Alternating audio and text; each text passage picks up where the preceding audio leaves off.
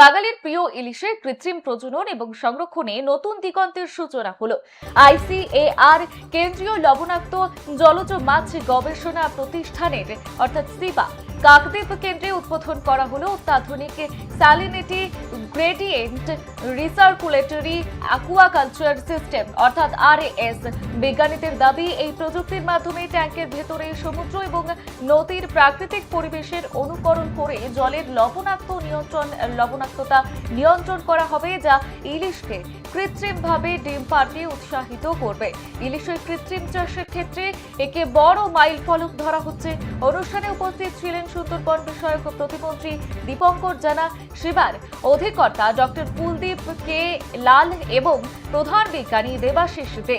এদিন মৎস্য চাষীদের জন্য বায়ো ফার্টিলাইজার, মাছের খাদ্য বিতরণ এবং হিলসা মেশিন সংক্রান্ত একটি গুরুত্বপূর্ণ সমঝোতা স্মারক স্বাক্ষরিত হয়।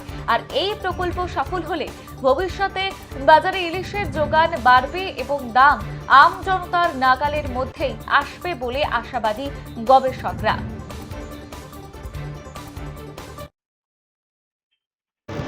আজকে আপনারা কি করলেন এখানে?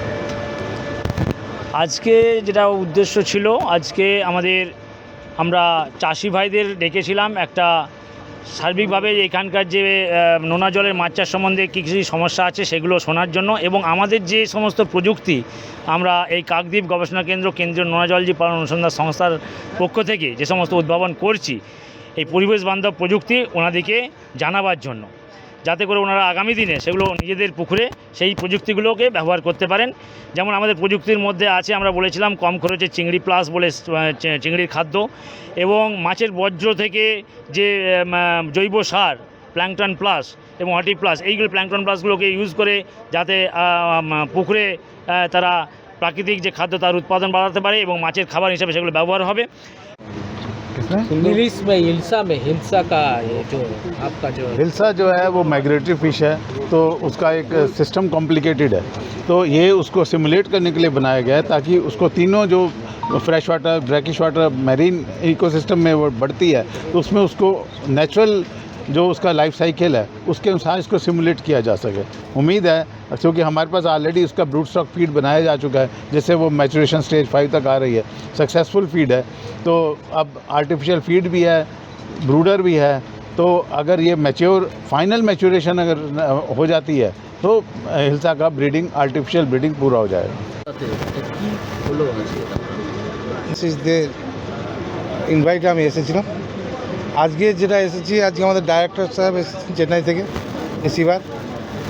ওনাদের মেন উদ্দেশ্য হচ্ছে নোনা জলের মাছকে মিঠে জলের পুকুরে চাষ করে সেটা এমন একটা মাছ, সেটা খুব সুস্বাদু মাছ, যেটা আপনার আমার সবার পছন্দের মাছ, সেটা ইলিশ মাছ। সেই ইলিশ মাছটাকে নোনা জল থেকে তুলে নিয়ে এসে, গভীর সমুদ্র থেকে নিয়ে এসে এখানে মিঠে জলে বাচ্চা ফুটিয়ে তাকে পুকুরে চাষ করতে হবে। সেই প্রক্রিয়াটা উনি সেই হেচারিটা শুরু করলেন, আজকে সূচনা করলেন। সেই জন্য আমি এখানে আগামী দিন কি বাঙালির পাতে তাহলে কি মিষ্টি জলের আশা রাখছি। দেবাশিস দে এবং কুলদীপ দে, যে কুলদীপ বাবু যে এসেছেন, ওনাদের কাছে আমাদের আবেদন যে খুব শীঘ্রই এটাকে প্রসেসটা চালু করে বেশি বেশি প্রোডাকশান করে গ্রাম বাংলার পুকুরে যাতে মিঠে জলের চাষ হয় তার